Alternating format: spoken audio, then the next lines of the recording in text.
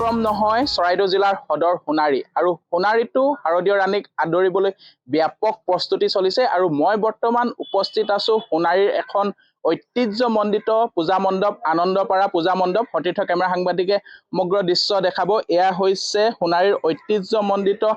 আনন্দপাৰা পূজা মণ্ডপ আৰু দেখিছে যে আপোনালোকে NKTV প্লাছৰ স্ক্ৰীনত এনেদৰে এতিয়া আটক ধুনীয়াকৈ সজাই পৰাই তোলাত ব্যস্ত হৈছে খনিকৰসকল শাৰদীয় ৰাণীক ইয়াতে প্ৰতিষ্ঠা কৰিবলৈ আৰু দেখা গৈছে যে সতীৰ্থ কেমেৰা সাংবাদিকে যদি দেখাই অলপ ভিতৰলৈ আহে দেখাব যে এয়া হৈছে মৰাপাটৰে প্ৰস্তুত কৰা হৈছে এইসমূহ বেৰ দিয়া হৈছে আৰু এনেদৰে এতিয়া এই পূজা মণ্ডপটো প্ৰস্তুত কৰি তোলা হৈছে আৰু এই পূজা মণ্ডপৰ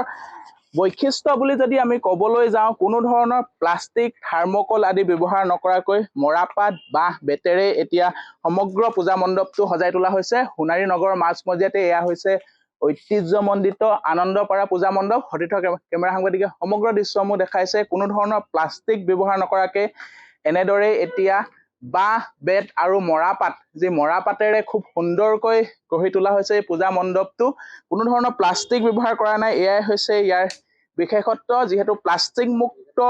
কথা সকলোৱে কয় এই হাতে কামে কৰাত প্লাষ্টিক অবিহনে পূজা মণ্ডপ যে প্লাষ্টিক থাৰ্মকল অবিহনে যে পূজা মণ্ডপ প্ৰস্তুত কৰিব পাৰি তাৰে উদাহৰণ হৈছে আনন্দপাৰা পূজা মণ্ডপ আৰু পূজা কমিটিৰ লোকসকল আছে আমি পোনে পোনে আপোনাৰ ওচৰলৈ যাব চেষ্টা কৰিম। আপোনালোকৰ প্ৰস্তুতি তুংগত উঠিছে কি ক'ব বিচাৰিব কোনো ধৰণৰ প্লাষ্টিক ব্যৱহাৰ নকৰাকৈ এনেদৰে এতিয়া পূজা মণ্ডপ গঢ়ি তুলিছে কি ক'ব বিচাৰিব? হয় মই পোনপ্ৰথমে আপোনাৰ NKTVৰ জৰিয়তে গোটেই অসমবাসী ৰাইজলৈ শাৰদীয় দুৰ্গা পূজাৰ শুভেচ্ছা জ্ঞাপন কৰিলোঁ আৰু প্ৰতি বছৰৰ দৰে এই বছৰ আমি 23তম উদযাপন কৰিব লৈছোঁ আনন্দপাৰা পূজা কমিটিয়ে। এই বছৰ আমাৰ আপোনাৰ যিটো মেইন মূল চিন্তা আমাৰ যে থলুৱা সামগ্ৰীৰে বাঁহ বেত মৰাপাটেৰে সাজিছোঁ যে প্লাষ্টিক আৰু আপোনাৰ থাৰ্মকল প্লাষ্টিক ব্যৱহাৰ নকৰাকৈ যে মণ্ডপ সাজিব পাৰোঁ সেইটো আমি মানে এটা উদাহৰণস্বৰূপে দাঙি ধৰিছোঁ আৰু আমাৰ চব ইয়াৰ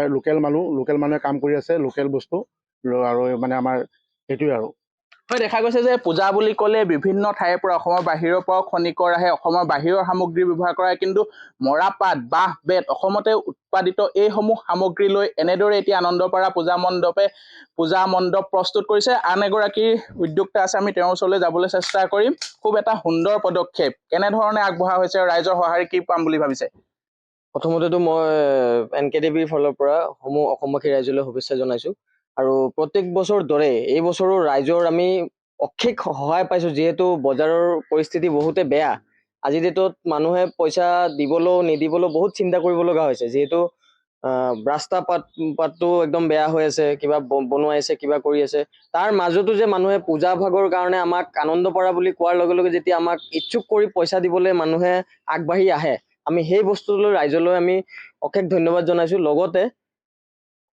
আমি প্ৰত্যেক বছৰ দৰে এই বছৰো আমাৰ পূজা মণ্ডপক আমি এটা অত্যন্ত ৰূপ লৈ আমি দাঙি ধৰিম বুলি আমি আশা কৰিছোঁ। লগতে আমাৰ কাম চলি আছে এতিয়াও আৰু চাগে আৰু দুদিনৰ ভিতৰত আমি আমাৰ মণ্ডপক আৰু ধুনীয়া ৰূপেৰে আমি সজাই তুলিব পাৰিম বুলি আমি আশা কৰিছোঁ। দেখা গৈছে যে যিসমূহ থলুৱা সামগ্ৰীসমূহ পাবলৈ যথেষ্ট অসুবিধা হয় প্লাষ্টিক থাৰ্মকল আজি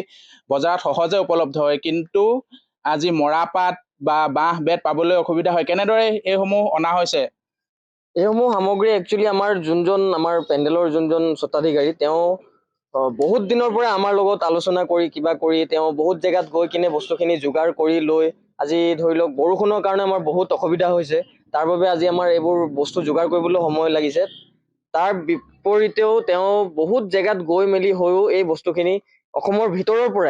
ভিতৰতে তেওঁ বিচাৰি বহুত জেগাত গৈ কিনে আজি এই বস্তুসমূহ যোগাৰ কৰি আজি আমাৰ মণ্ডপক সজাই তুলিবলৈ সক্ষম হৈছে। হয় দেখা গৈছে যে মই যদি অলপ আগলৈ যাওঁ